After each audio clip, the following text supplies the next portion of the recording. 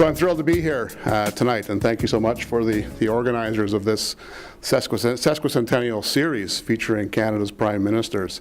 I don't quite have the academic eminence of the previous speakers in the series, but I will do my best here tonight. So we're here tonight to discuss the political career of John Diefenbaker, particularly his time at the helm of the PC government from 1957 to 1963, one of the most turbulent and fascinating time periods in the history of Canadian politics. The general approach that this series has adopted is to have kind of a short, overview presentation, and then to open up the floor for debate and questions. So I will speak for about 40 minutes tonight, and then the floor is open for what I'm sure will be a very interesting discussion about this amazing individual, John Diefenbaker, Canada's Prime Minister from 57 to 63. So let's begin by looking at how Diefenbaker is viewed by Canadians, by academics, by members of the general public.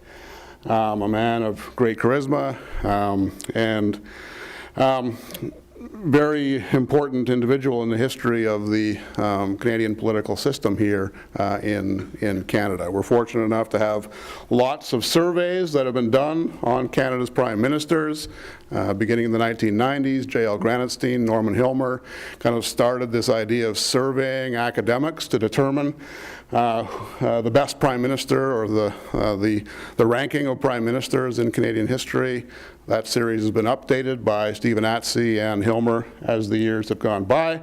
And this essentially is the ranking from the most recent survey conducted by Stephen Atsey and Norm Hilmer. A very distinguished list of prime ministers. Canada is really fortunate. We have had top-notch leadership from Confederation, essentially. We're very blessed in this country to have a thriving political system. So where does Diefenbaker rank?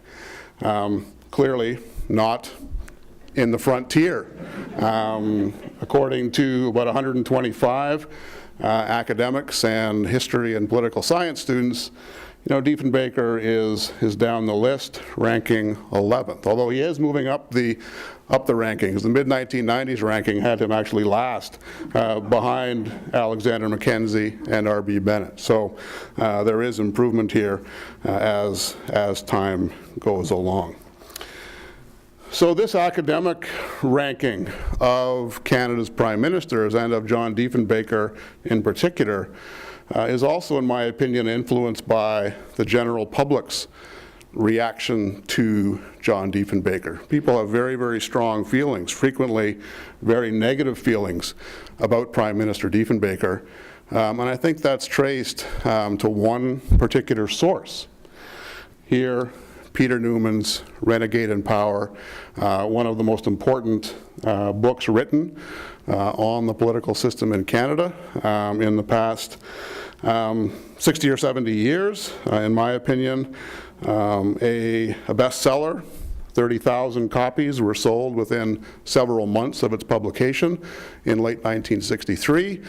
And more than 100,000 copies have been sold of this work. A very, very negative portrayal here of Prime Minister Diefenbaker and the Conservative government from 1957 to 1963. So for many people, this is the viewpoint, kind of the journalistic side or the journalistic evaluation of Diefenbaker's government. That's what people really tend to focus on or think or refer to when they think of this particular period in Canada's political history.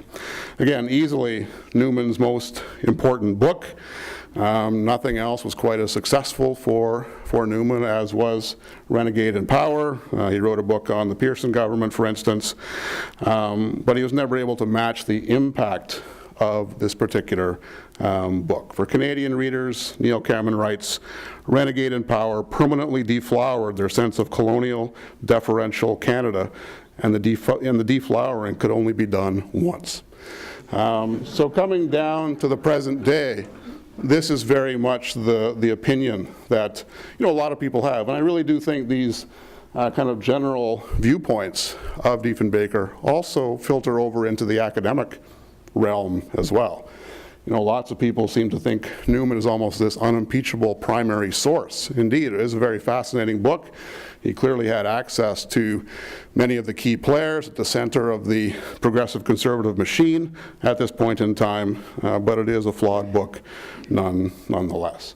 And other journalists obviously have kind of piled on here over the past 50 years. The most famous and perhaps most damaging critique of Diefenbaker in the February 1963 election in Newsweek.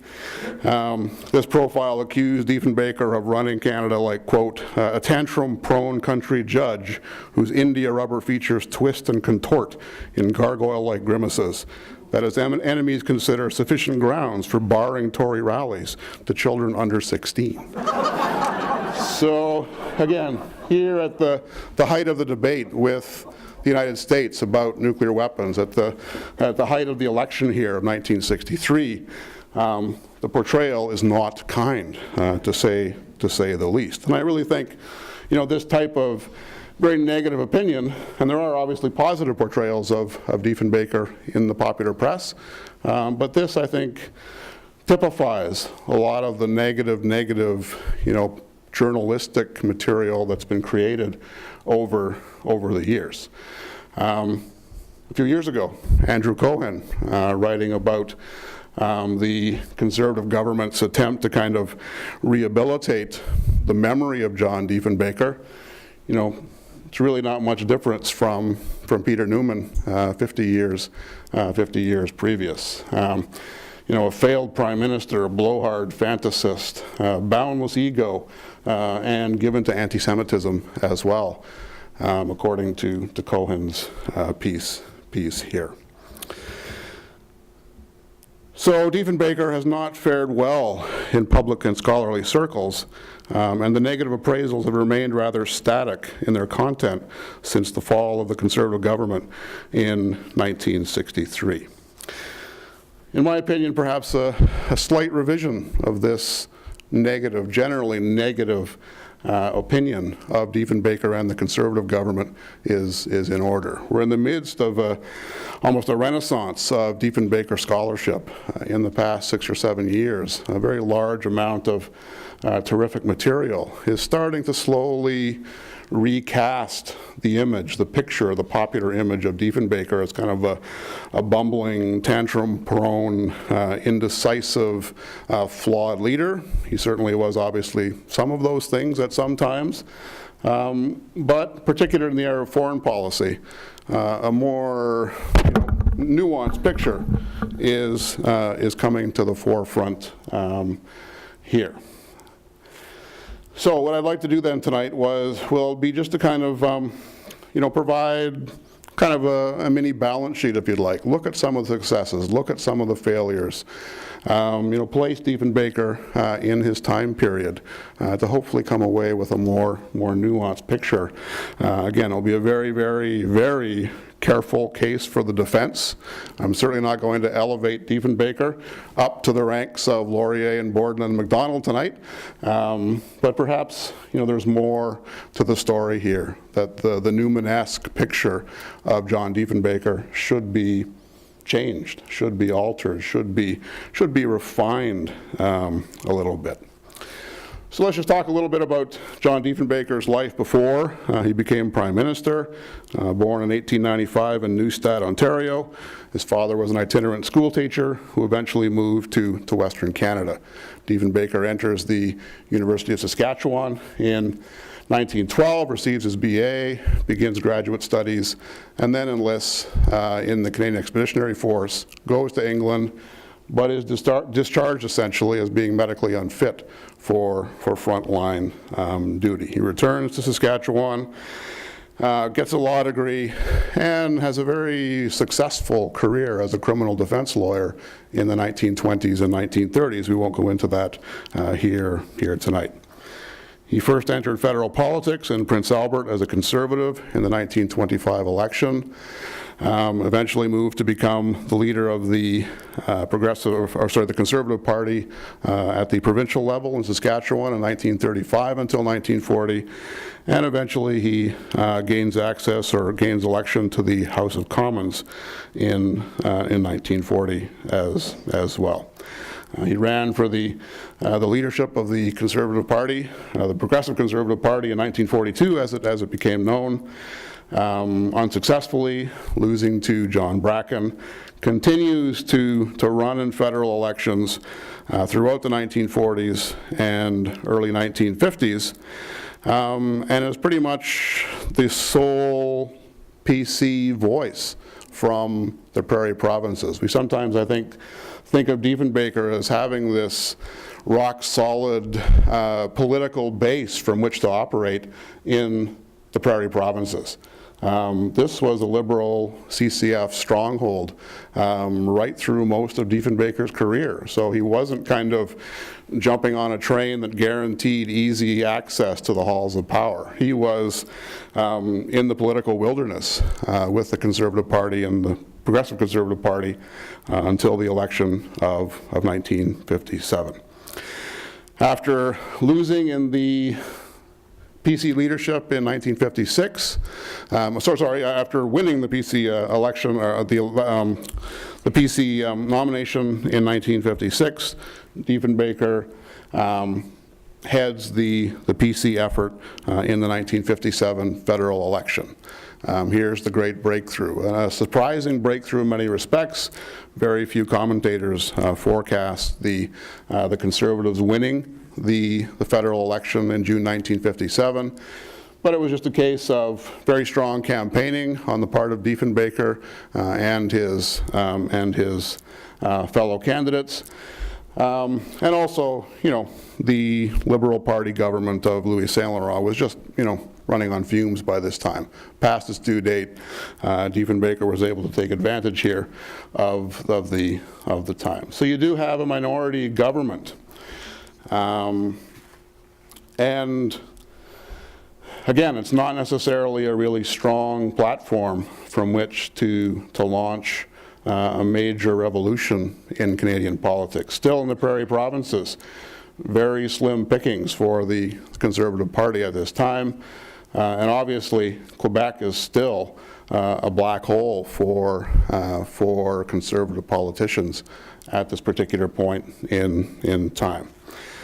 Nonetheless, once Diefenbaker became Prime Minister, he launches a very ambitious and very, forceful movement for change on the Canadian political scene. Canadians viewed him very quickly as being kind of an energized force in comparison to former Liberal leader Louis Saint Laurent. For all his qualities, again, Diefenbaker kind of changed the focus, much more activist, much more aggressive in his policies. And that first minority government is really quite remarkable. The Commonwealth Prime Minister's meeting was first out of the chute. Diefenbaker's controversial proposal to divert 15% of the U.S. import trade to Great Britain. Again, it wasn't a practical proposal in many respects, but it was articulated with kind of force and conviction, and he remained a very strong advocate of the Commonwealth. The Commonwealth Finance Ministers meeting in September of 1957, the Commonwealth Trade and Economic Conference in 1958, Diefenbaker's world tour of the Commonwealth in 1958 as well. Diefenbaker was providing an image here of a dynamic, concerned, with it Prime Minister who was reaching out to a large number of Canadians. In the economic field, the new PC government also presented an image of vigor. Taxes were reduced, agricultural commodities were protected and subsidized, old age pensions were augmented, and Diefenbaker's promised national development program was inaugurated. So working with this fairly weak minority government, Diefenbaker clearly rose to the challenge in those first 6 months of the Conservative mandate. Clearly quite a remarkable achievement. A December 1957 Gallup poll showed the strength of Diefenbaker's appeal. In that poll, 60% of the respondents indicated they approved of Diefenbaker's performance as Prime Minister, with only 10.4% disapproving. The others had no opinion. When asked about Diefenbaker's record of keeping his election promises, 74% of respondents said the Prime Minister was doing a good or a fair job, and only 7% of the respondents expressed dissatisfaction with Diefenbaker's performance in terms of keeping his promises. So things are really rolling the Conservatives' way here. Diefenbaker has put his personal stamp on the Progressive Conservative ministry, and it's really playing well with the public. Of course, buoyed by these numbers, Diefenbaker began to itch for an election that would deliver his much sought after majority government. So things are going great. He's delivering on his promises. And of course, then you have the famous kind of gift-wrapped opportunity for dissolving the House presented by Lester Pearson in his first speech since becoming leader of the Liberal Party. Pearson stood in the House on 20th January and basically politely asked the Diefenbaker government to resign and let the Liberals and their policies basically stand in its place. This provided the opportunity that Diefenbaker wanted, aided by internal government reports from the previous Liberal administration that showed the economy was beginning to go into a downturn. That certainly didn't appear in any Liberal campaign literature in 1957. Diefenbaker pounced, and in one of the most eviscerating speeches likely in 20th century Canadian political history, tore Pearson to shreds, essentially. A CCF MP subsequently described Diefenbaker's devastating attack on Pearson. When I saw him bring whole batteries of rhetoric, whole arsenals of guided missiles of vitriol and invective in order to shoot one forlorn sitting duck, a sitting duck indeed already crippled with a self-inflicted wound, I wondered if the Prime Minister really believes in the humane slaughter of animals. After waiting a week, Diefenbaker secured the dissolution of the House of Commons, and the election of 1958 progressed. Here's Diefenbaker's Great Roads to Resources program being proclaimed.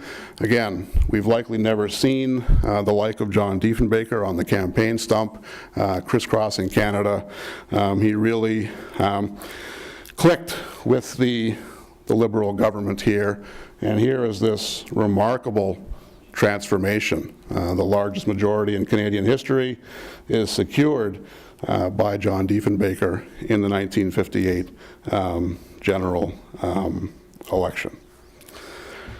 So what does Diefenbaker do then with this tremendous opportunity? Again, you might have thought this would be the foundation of a 15 or 20 year period of glory for the Conservative Party. We obviously know that's not the case, but let's just take 20 minutes to kind of have a little tally here of the successes, of the failures of Diefenbaker's government. Again, operating in this majority environment, it's truly one of the most fascinating collapses in Canada's political history to see that this majority was essentially squandered just 4 years later. So in terms of some of the successes, again, we certainly can't provide comprehensive coverage here of all the successes. There were many in my view. We certainly can't cover all the failures. There were many in my view. But just kind of give a balance here of the successful nature of a lot of the Diefenbaker mandate. We'll come to the failures in a few minutes. There's a usual kind of roster of successes that people point to in terms of praising John Diefenbaker's government. the appointment of Ellen Fairclough as the Secretary of State, as the first woman to serve in the Canadian Cabinet. That's one of the primary achievements here. The alteration of the Indian Act to allow Canada's Indigenous populations to vote in federal elections without giving up their Aboriginal status. The decision to prevent South Africa from re-entering the Commonwealth as an apartheid state at the Commonwealth Prime Minister's Conference of 1961. And probably Diefenbaker's greatest political legacy, the passage of the Bill of Rights in 1960. Diefenbaker considered this legislation his most important legacy. Again, not enshrining civil liberties, the protection of civil liberties in the Constitution, but kind of making sure that in terms of federal jurisdiction, people's civil judicial rights would indeed be maintained and protected. So just to add to this kind of list of common success stories that most people associate with the federal government, I'd just like to focus quickly on three that really showed that, Diefenbaker was very vigorous in some areas of the prosecution of the conservative mandate, and we'll come to the failures in a few minutes. One of his greatest domestic triumphs was the development of a major wheat export policy to communist China. Here at the height of the Cold War, America was kind of trying to prevent the Western Alliance countries from trading in any fashion with communist China. One of their major levers to accomplish this was something called Foreign Assets Control Regulations. This prevented both American companies and also subsidiaries of American companies in other countries from doing business with communist China. You can imagine Diefenbaker's kind of nationalist outlook being offended by any possibility that an American parent corporation would prevent economic activity in Canada. Coming from the prairie provinces, Diefenbaker obviously had a keen interest in increasing wheat exports for prairie farmers, his new economic base, or his new political base in many respects. And we won't go into the great details here of this, but basically Diefenbaker takes a very, very strong attitude here. He stands up to the Americans who repeatedly try to invoke these foreign assets control regulations to prevent Canada from shipping wheat to communist China. At first, the volumes of wheat involved are minuscule. In 1958, less than $6 million of wheat was exchanged with the Soviet Union.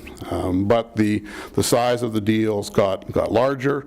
By 1961, Canada negotiated a wheat deal with China worth a value of nearly $350 million. That's 25% of Canada's current account deficit in the period. And he's pursuing these aggressive wheat sales with China in the face of, quite substantial and stiff American opposition. Even something as straightforward as the suction devices called vacuators that would allow wheat to be loaded. John F. Kennedy, for instance, didn't want those to be sold to Canadian corporations for use in transferring this wheat. Diefenbaker was very adamant and basically forced Washington to back down and allow these very large wheat sales to continue. Another area of success, a major policy success, involved the procurement of advanced military systems for Canada's armed forces. We'll come back to the cancellation of the Avro Arrow in a couple of minutes. But to replace the Arrow, Canada still required advanced interceptor aircraft, and they worked with Washington to basically purchase the F-101 Voodoo interceptors for use by the RCAF. It was a very complex agreement, basically, involving, what were the Americans going to get back, essentially, out of basically giving these interceptors to Diefenbaker's conservative government. very difficult at times, very bitter negotiations ensued.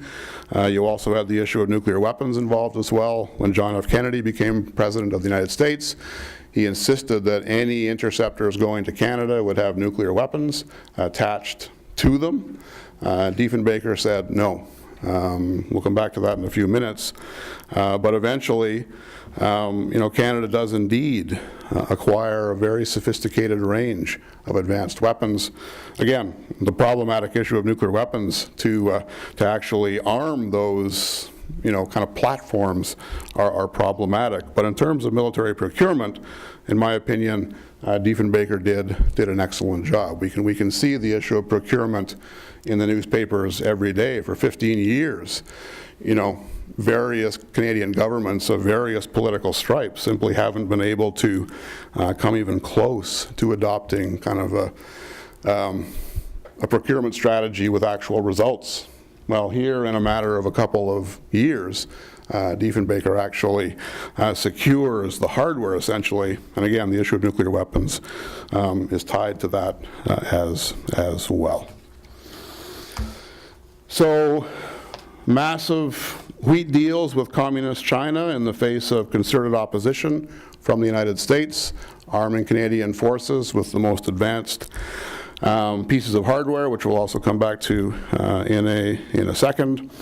Another really interesting case that interests me perhaps most at the moment involves the Conservative negotiation of a comprehensive law of the sea treaty or international agreement in the late 1950s. Now, please bear with me. Whenever I mention the law of the sea, my audience's eyes just immediately glaze over. It really is an important topic in my viewpoint.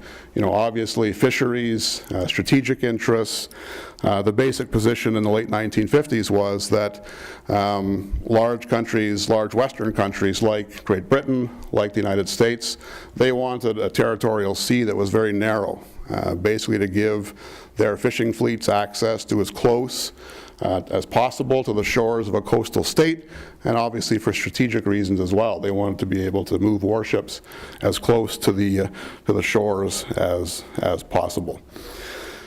Canada took the lead here, and this is one of these issues that people tend to ignore because there was no resolution of it during Diefenbaker's time in office. It was, however, the single most debated issue in the Canadian cabinet. It wasn't nuclear weapons, it wasn't the Columbia River, it wasn't a host of other issues you might think would be prominent.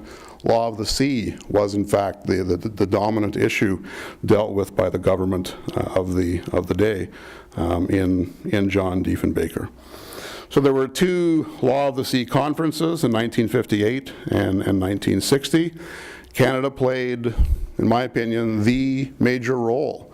Their position of trying to expand the width of the territorial sea and also have a fishing zone of exclusive Canadian control attached to the territorial sea. It is put forward, it is argued very forcefully at these international conferences, frequently hotly opposed by our major allies, the United States and the United Kingdom. Again, this is one of these issues that is important in my opinion, but it tends to be ignored because ultimately an agreement wasn't reached. And that wasn't Canada's fault. This was very sophisticated, very complex arrangements that were being negotiated in Geneva at these two Law of the Sea conferences.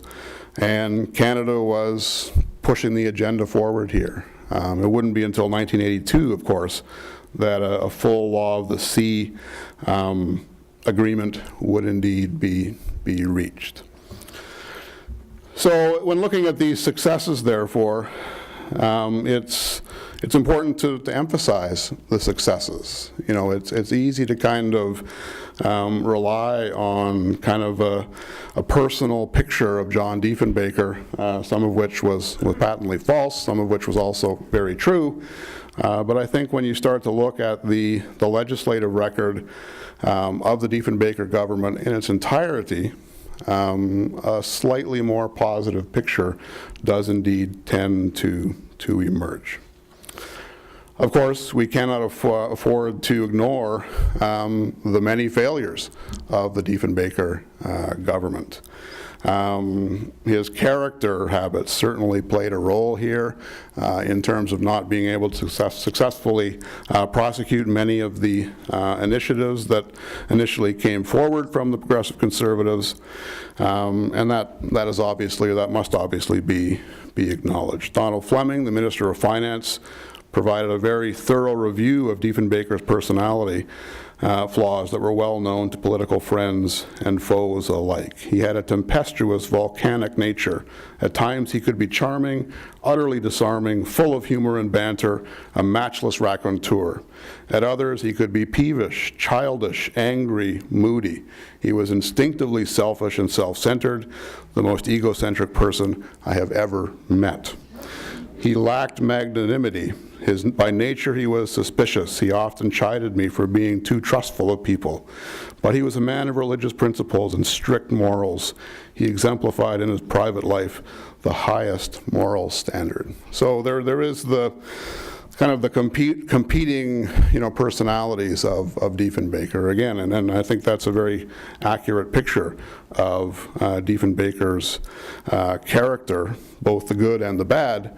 And obviously those negative features of his personality did indeed dramatically impact the ability of the Conservatives to govern from 1957 to 1963.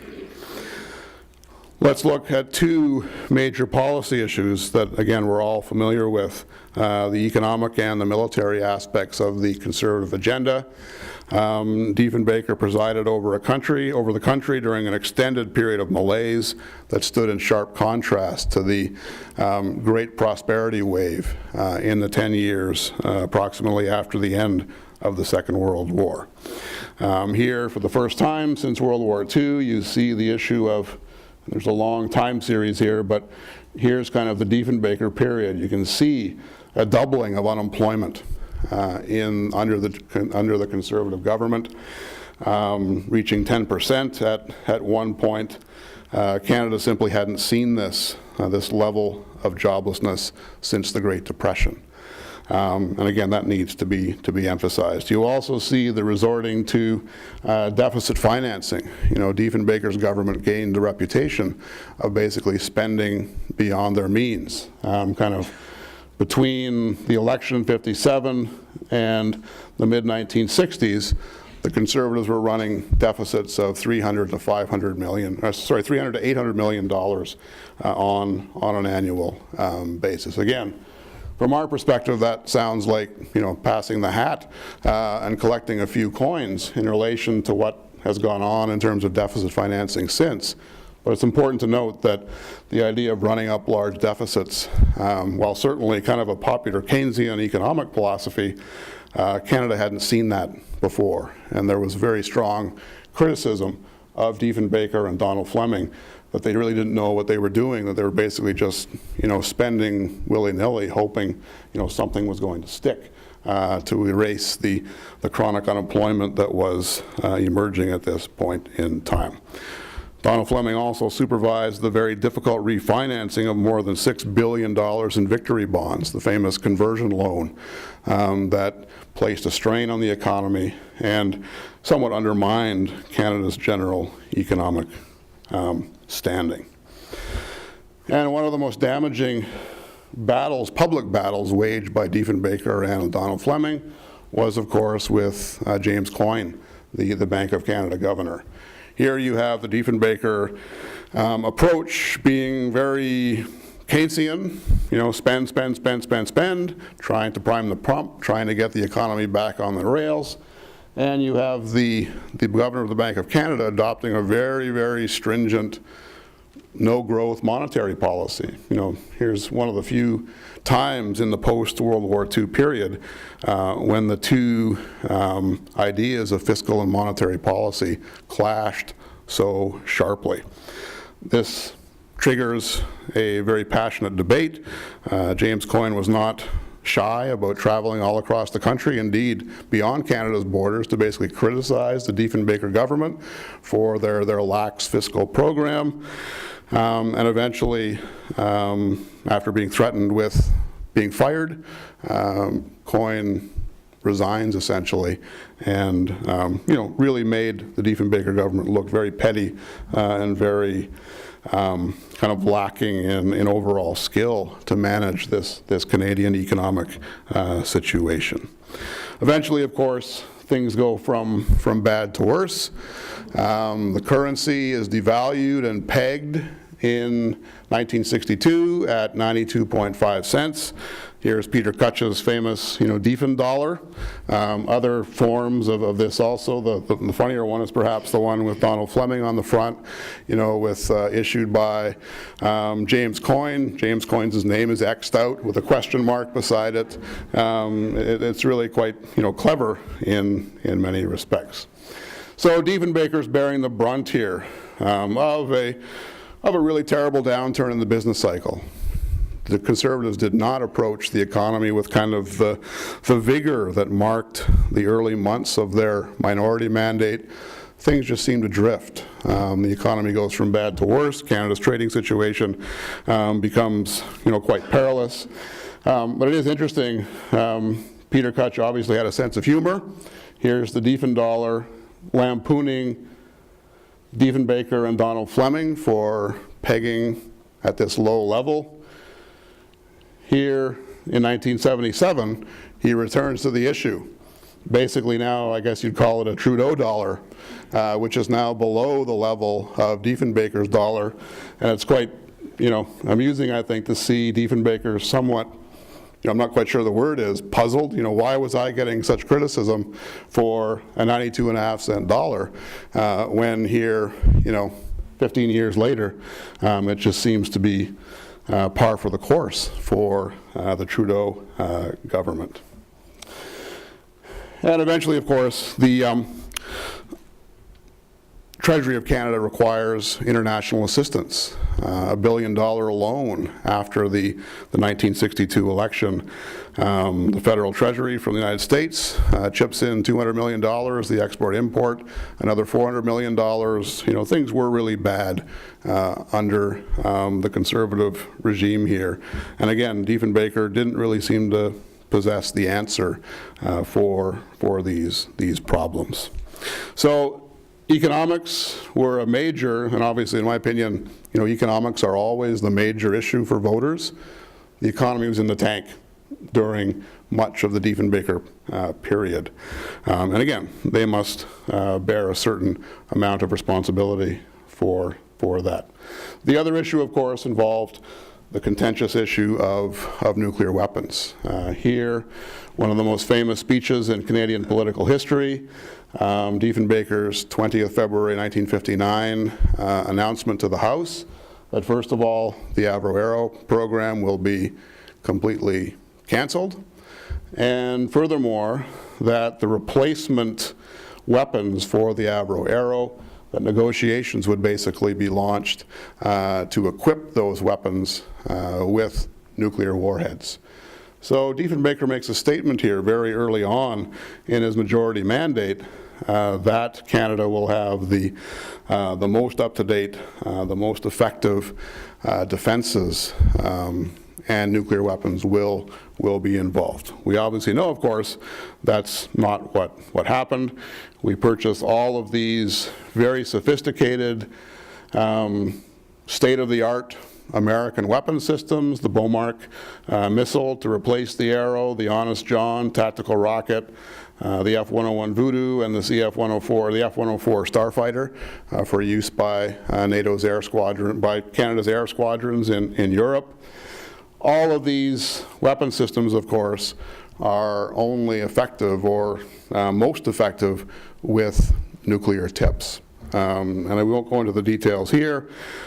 We know full well, basically, that Diefenbaker makes a total hash of this issue. As Patricia McMahon indicates in the title of her book, Essence of Indecision. You have rival factions in the cabinet.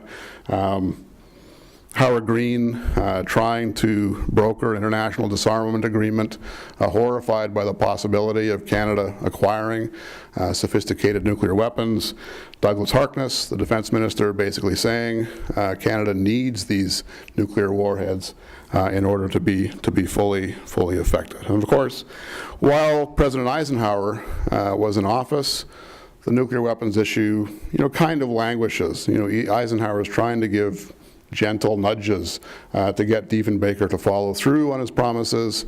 The relationship turns very sour when Eisenhower is replaced by John F. Kennedy. Kennedy just has no time for Diefenbaker's indecision. He's very insistent Canada must fulfill its obligations, both as part of the NORAD and the NATO agreements. So there were successes, and there were some very, very important failures, many of them magnified, of course, by the personality traits that were highlighted by Donald Fleming in the quotation I used earlier. So what happens then? 4 years after that landmark Conservative defeat, you have the near collapse of the Diefenbaker government. Ontario goes Liberal.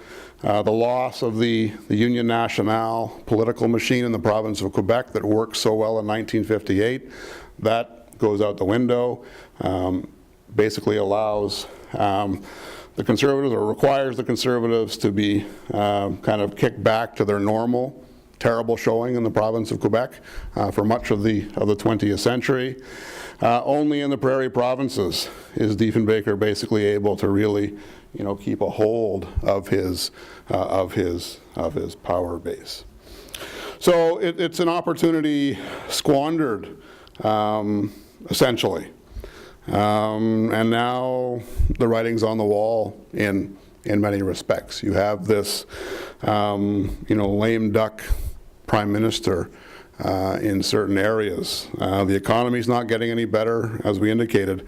It gets worse after the 1962 election. And Canada's relationship with the United States really takes a hit with the Cuban Missile Crisis in late 1958. In our final 5 minutes here, let's just look a little bit at the causes here of the ultimate collapse of the Diefenbaker government. Canada did not come off well, particularly in American eyes, because of our refusal to raise our forces to the same alert defense status as American forces were, because of Kennedy's determination that Soviet nuclear weapons would be removed from Cuba. That basically kind of smartens Diefenbaker up in some respects. He realizes that unless he addresses the nuclear weapons issue, that his government will not be able to survive very much longer. So you have very intense negotiations that start to occur. And again, truly Diefenbaker-esque policies are put forward here in some respects. It all centers on the fact of trying to keep functional nuclear warheads off of Canadian soil while allowing Canadian forces access to those weapons from American bases in the time of a global conflict or an important international event. So negotiations start after the Cuban Missile Crisis that are essentially stillborn. Ultimately, the idea of a missing part is proposed by Canadian negotiators. You could have the warheads on Canadian soil minus one important component that would be flown into Canadian military bases when an international emergency began to be developed. They actually had the time down to a matter of hours, but obviously for the Americans, hours didn't count, minutes counted. You simply couldn't wait 5, 6, 7, 8 hours to arm these advanced weapon systems on Canadian soil. It needed to be done at the moment a crisis emerged. Ultimately, the Americans break off the negotiations. They see that Diefenbaker is in serious political trouble for any number of reasons. General Lawrence Norstead is making his farewell tour in early 1963, and in a press conference he basically says that Canada does indeed have nuclear obligations. You can imagine Diefenbaker was apoplectic about that statement, basically undercutting what he was saying, that Canadian forces did not have, or the Canadian government did not have, the obligation to use or to acquire nuclear weapons. Lester Pearson, after many years of sitting on the fence himself, the State Department has lots of documentation basically criticizing Pearson and the Liberals for being no different than John Diefenbaker in terms of refusing to wholeheartedly accept nuclear weapons. But in January of 1963, Diefenbaker commits the Liberal Party. Finally, there's an option for Canadians. There's one party, the Liberals, who have a definite commitment to take nuclear weapons. And here's where the United States basically begins to flex its political muscle. Walton Butterworth becomes the ambassador to Canada. It's hard to believe, but he was probably more loathed by Diefenbaker than even John F. Kennedy was. Diefenbaker called him, Butterfingers or Big Boss in reference to his New Orleans roots. The feeling was mutual. When Butterworth first met Diefenbaker, he reported to Washington that I did not get the sense he knew very much about what he was talking. And in terms of the RCAF having all of these advanced weapon systems without nuclear weapons, he also reports back to Washington deriding Canadian nuclear policy for making the RCF the largest amateur flying club in the world. Ultimately, of course, Diefenbaker makes a critical error, reporting to the House about the status of Canada's defense efforts on January 25th, 1963. He lets the cat out of the bag that top secret nuclear weapons negotiations are ongoing with the United States. This sends the Kennedy administration, straight over the moon in terms of being totally fed up with what the Diefenbaker government was doing.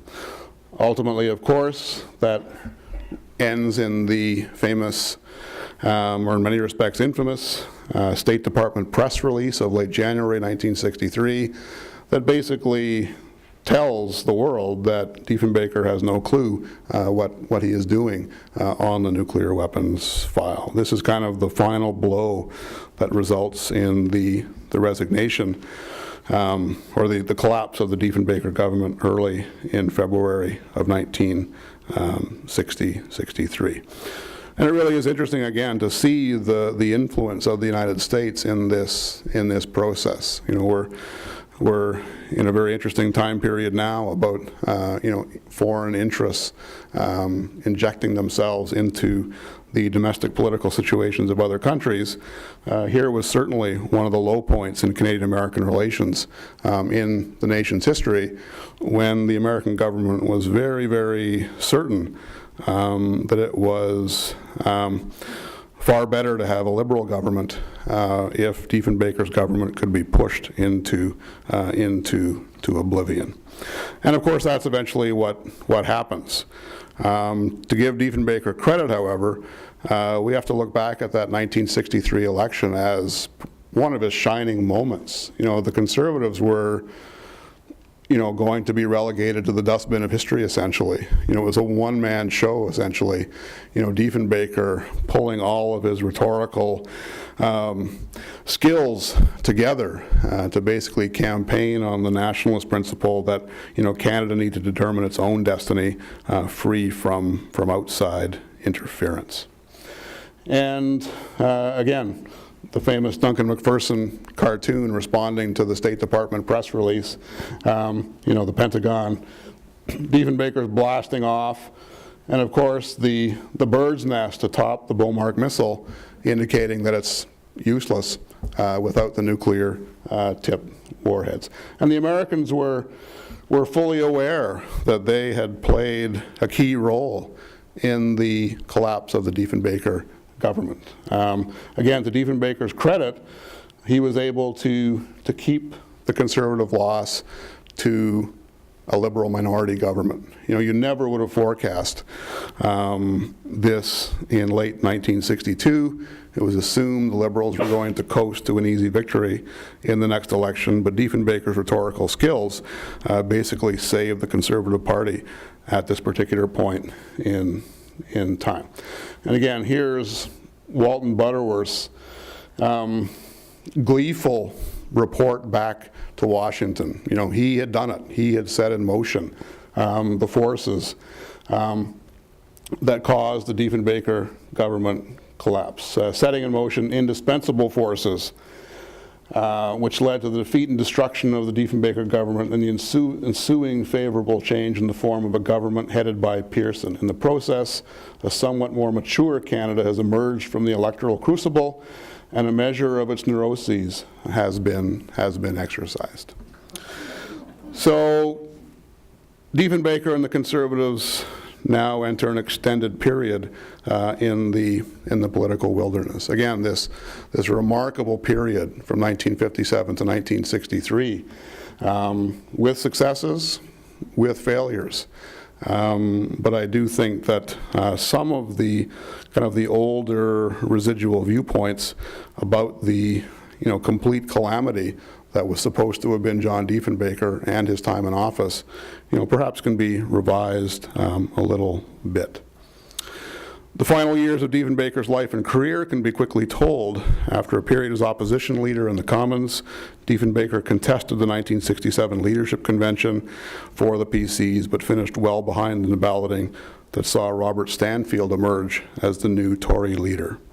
Successfully running in every federal election throughout the 1970s, he remained an active parliamentarian. He also published his fascinating 3-volume set of memoirs, One Canada, described by one reviewer as something similar to the Soviet encyclopedia, since many of the facts are correct, but the selection leads to different conclusions than those we remember reaching at the time. I'm sure many of us have read the Diefenbaker memoirs, truly a rich source of historical information in some cases.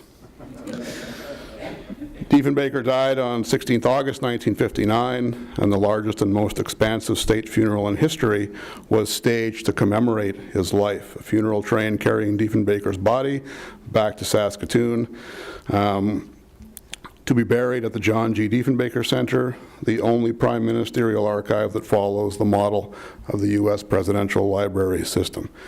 Just as an aside, this was my first involvement with John Diefenbaker.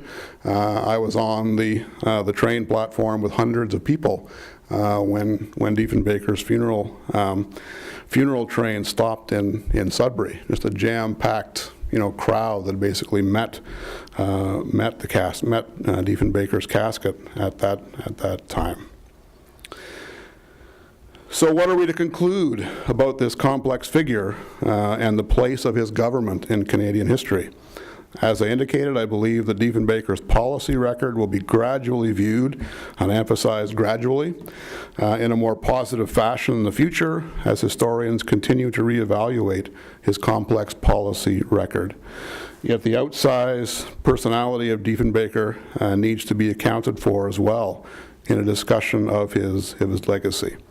Perhaps Michael Bliss should have the last word evaluating Diefenbaker.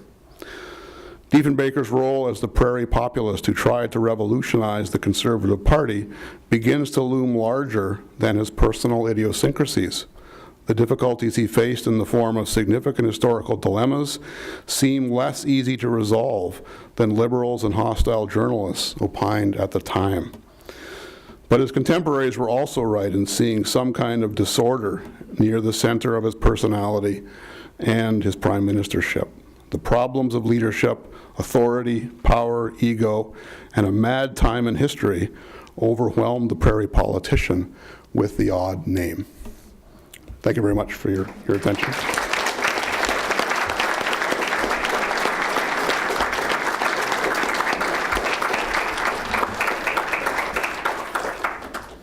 We'll just ask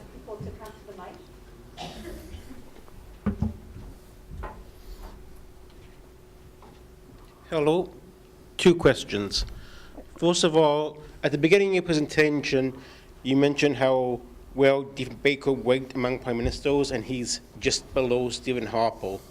And I know in the Eastern Canada, Stephen Harper has a pretty negative perception, but in the West, it's still favorable. Is the perception of John Diefenbaker, even today, as being so low, another example of the East-West divide in Canada? And my second question is, we know, you mentioned a lot about how the U.S. thought of Diefenbaker's government during the nuclear issue. What did Great Britain and France think of Canada's nuclear position during that time? The first question, in terms of an East-West split of these rankings, I really don't know kind of the demographic profile of the 125 respondents here to ATSI and Hilmer's poll. Harper and Diefenbaker are close. Both would have much stronger support from Western Canada in terms of their overall appeal. And you know, I think that's a pretty accurate response in my opinion. Again, we're never going to see John Diefenbaker, you know, topping the list ahead of William Lyon Mackenzie King. You know, there are serious problems with his government from 57 to 63.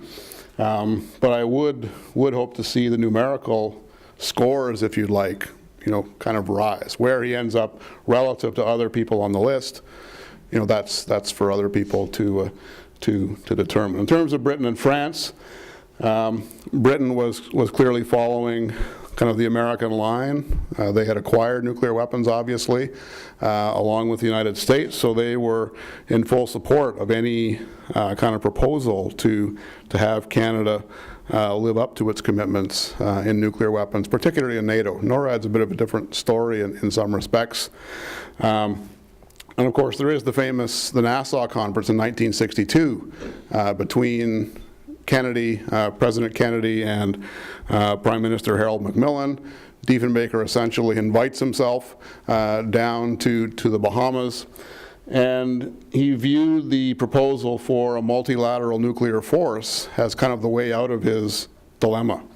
Instead of Canada being forced to acquire nuclear weapons for use by its own forces, if this multilateral submarine force could basically be tasked with the nuclear weapons imperative, that basically let Canada off the hook. And Diefenbaker's saying, we don't need to make a decision about this now. Because of the Nassau Conference, we can wait for the next NATO ministerial meeting, and we can kick the can down the road, you know, another half year, another year, you know, however long it would help to save the Diefenbaker government. France is in a category of its own. It's pursuing its own nuclear weapons policy, obviously, at this time as well. And, you know, I don't think the leaders of France, Charles de Gaulle in particular, cared what Canada did. You know, he was, you know, we're France, we'll do what we want, even to the expense of divorcing France from formal NATO policy in nuclear weapons matters. But Canada it's on the outside here in the nuclear weapons debate. It's clear that most NATO countries would have viewed Canada as being required in many respects to follow NATO doctrine in terms of the use of nuclear weapons in the case of a war with the Soviet Union.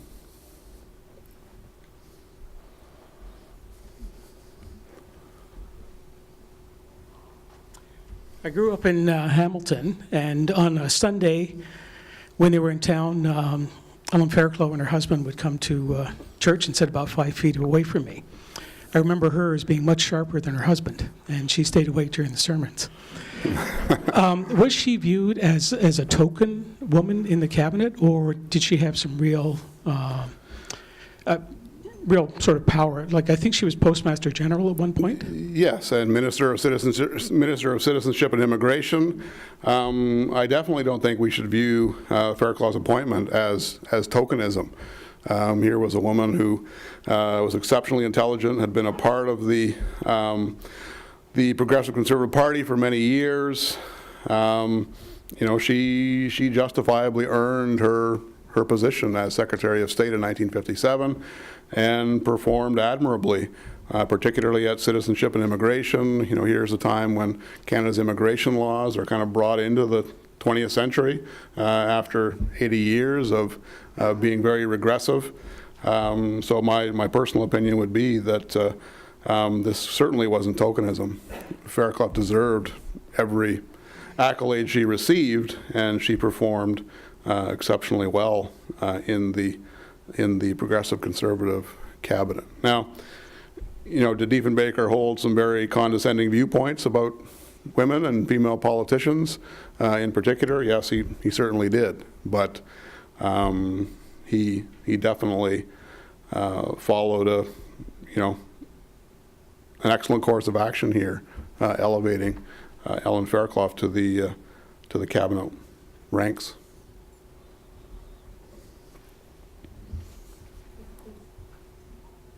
You can move the mic up too if it's a bit low. Oh. Diefenbaker started off as a lawyer, a criminal defense lawyer. What part did he play in the abolition of the death penalty? That's a question that others might know better than I. He was opposed to the death penalty in most respects, I think. And again, this is, I apologize, it's something I don't know much about. The Conservatives did adopt legislation, I believe, that sharply restricted the use of the death penalty in terms of cabinet review, in terms of how the death penalty would be applied. But I'm sorry, I don't have a specific answer to Diefenbaker's role in that. Oh, thank you.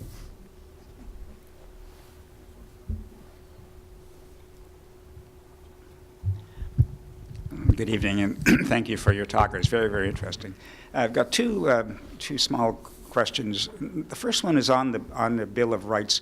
Do you have any idea why Mr. Diefenbaker did not constitutionalize it? Why it was simply an act of Parliament that could be changed by the next Prime Minister? That's the first one. That would be a specific subject that I don't know specifically.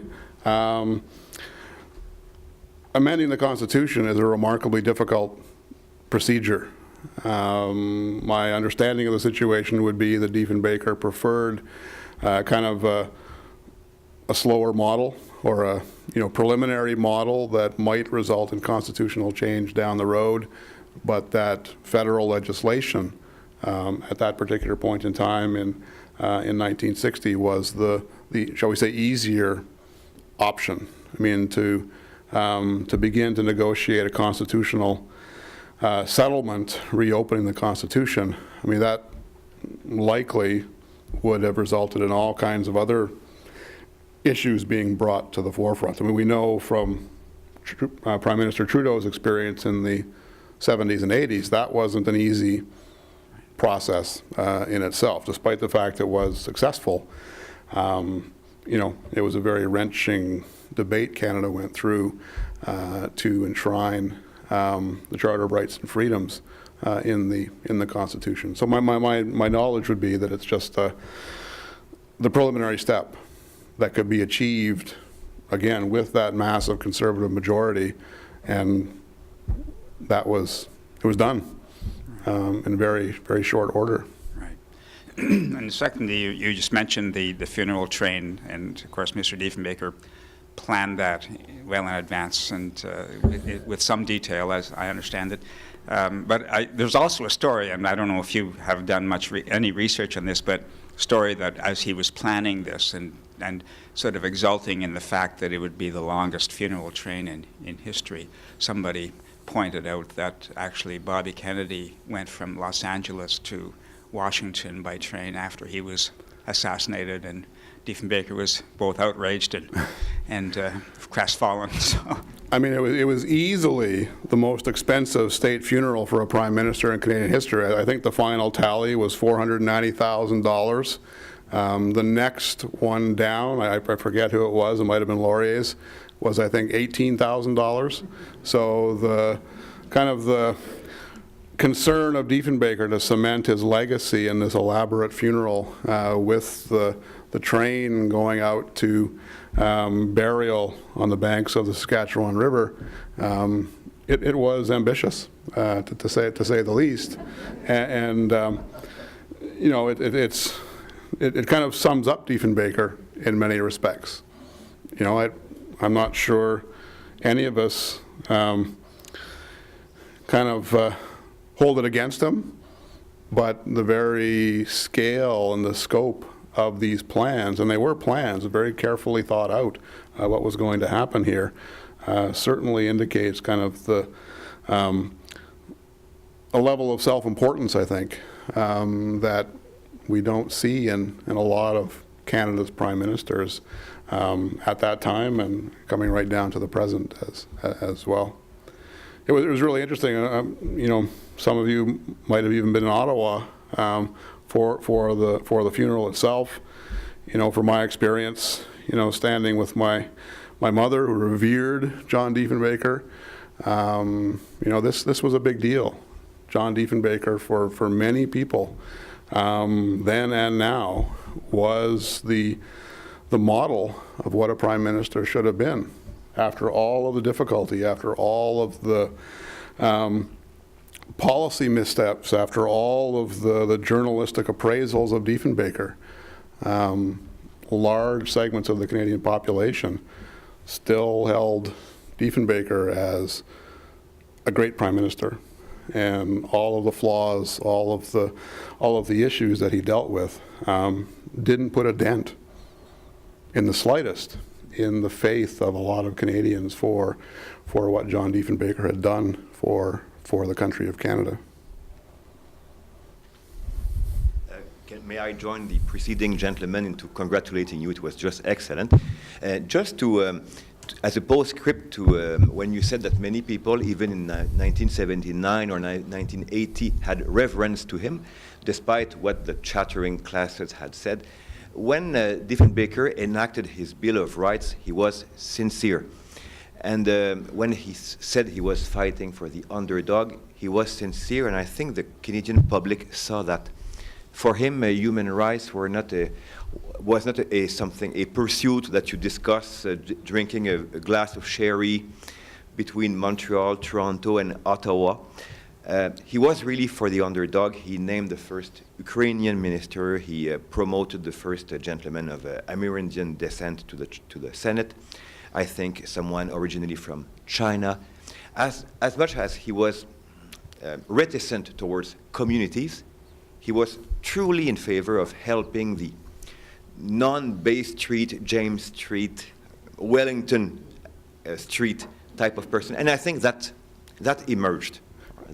I think you're 100% correct. I mean, for the Bill of Rights, I don't think there is the slightest shred of cynicism in Diefenbaker's approach to the Bill of Rights. This was something that he genuinely, truly was passionate about. It wasn't a political ploy. It wasn't a vote-getting mechanism. This was John Diefenbaker's firm conviction that the rights of individual Canadians of all nationalities, races, needed to be protected, strengthened, maintained. And he held that conviction for his entire life, that the record clearly shows.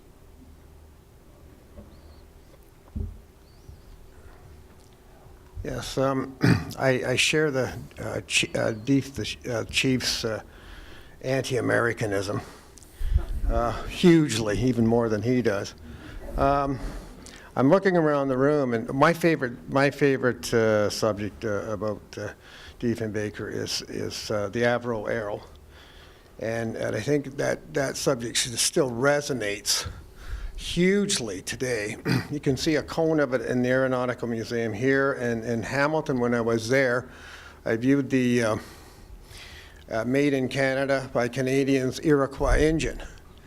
And that was just a few years ago. Now, I don't know how long ago, 1959 brings us to, what, 70 or 57 years or something? And there's generations of people that I met down there whose fathers worked at the plants, and they're still very bitter, very, very bitter.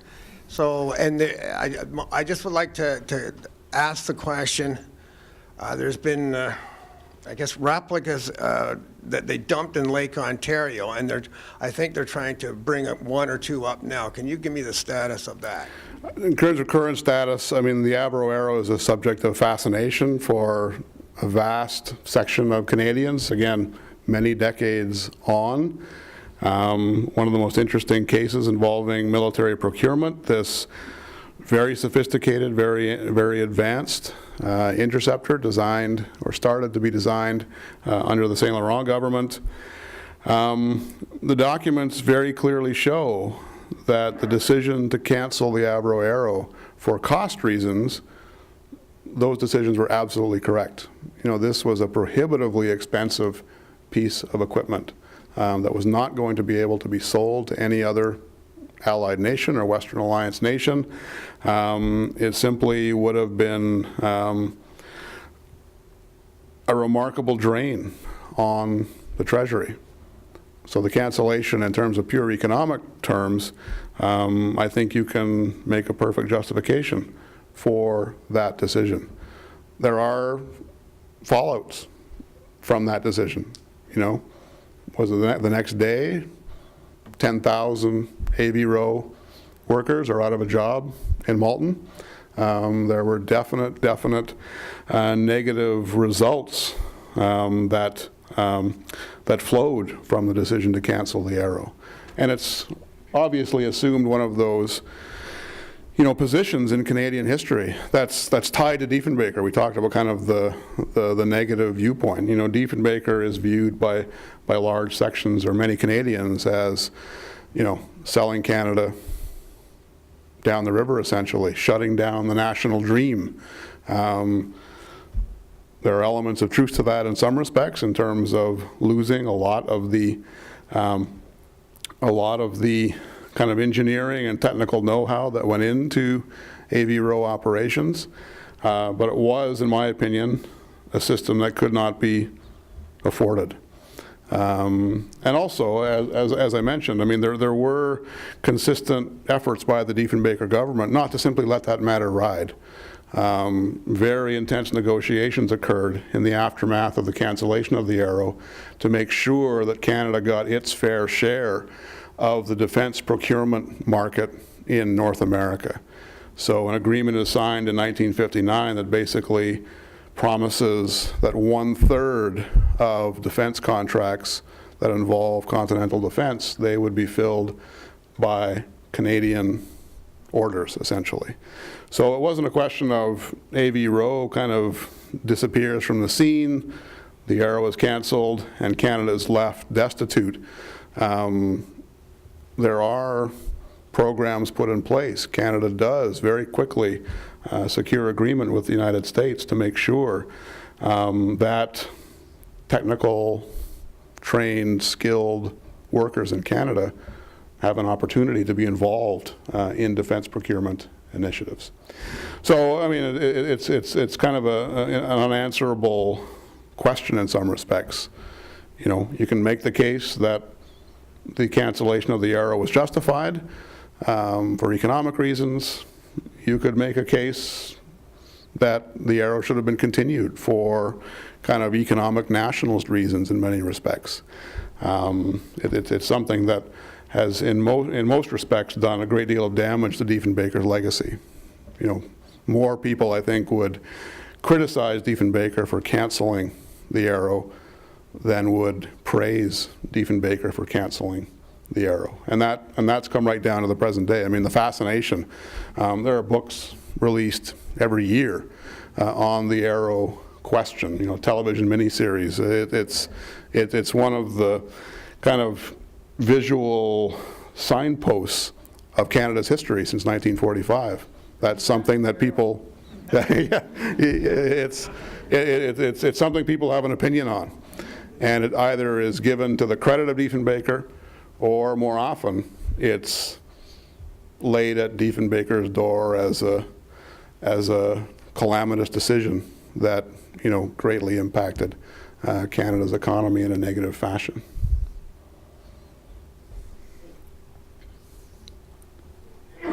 Just quickly on the point of the LOL models that the gentleman was asking about, I grew up on the Air Force Base in Trenton, so I grew up reading all the news about whatever would be interested for like Air Force aficionados and whatnot. And I know they at least recovered one of the test models in the early 2000s, but I can't comment more.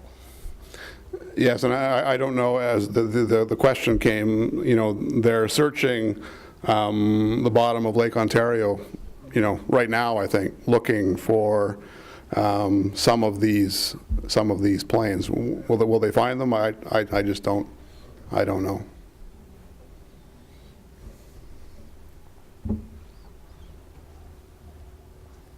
That's a very good presentation this evening. Just like to get your thoughts on the flag debate in '65 and how Diefenbaker was into the pre-part of it, and you know the Special Commons Committee. So that's be interesting to hear that. Sure. I mean, as we know, that the Canadian flag was an initiative of the Pearson government.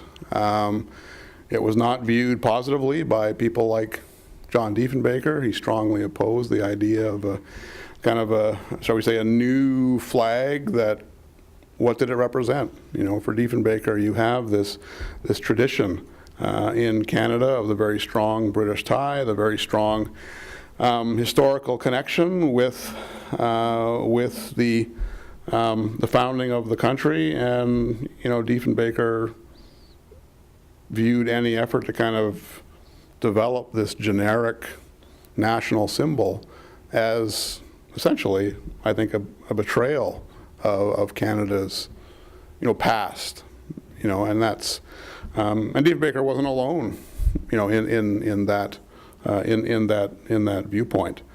The flag debate is interesting in itself. I mean, to see the designs that were submitted for the new flag, I think Pearson and the Liberal government got it right in the end, but it's almost comical to see, you know, the mishmash of images that were submitted for consideration, including one featuring the Beatles on the national flag. It just doesn't seem, you know, that a lot of people took this very seriously, or maybe they took it too seriously, and the designs were quite fascinating.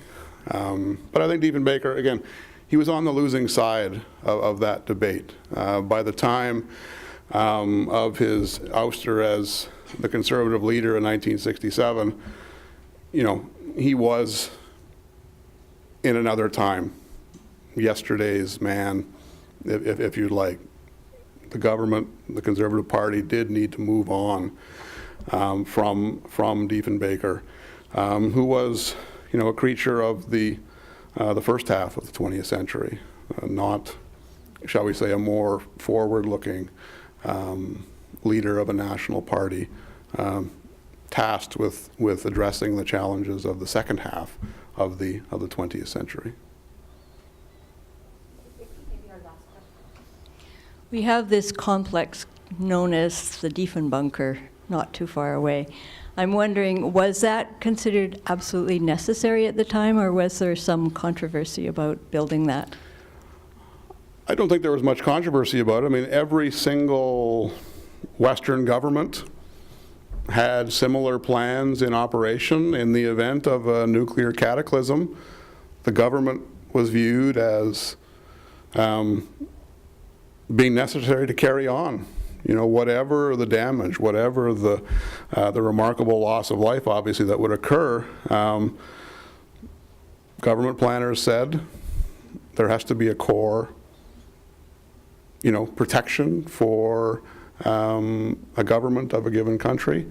Diefenbaker wasn't alone in that belief, and you know, it's likely it's a common sense assertion. Now, of course, that leaves the rest of us, shall we say, out in the cold of a nuclear winter. But you know, there has to be the capacity to carry on, to look to the future, to make sure that whatever has happened in the event of a nuclear strike, that you know, government is the building block of a society to emerge from a nuclear conflict. So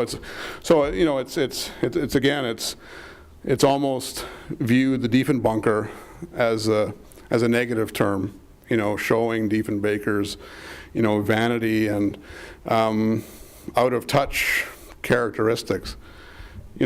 These types of systems were in place in every Western country, part of the Western Alliance, as I'm sure they were in the Eastern countries as well. So it's a fascinating relic of both Cold War history and the Diefenbaker period itself.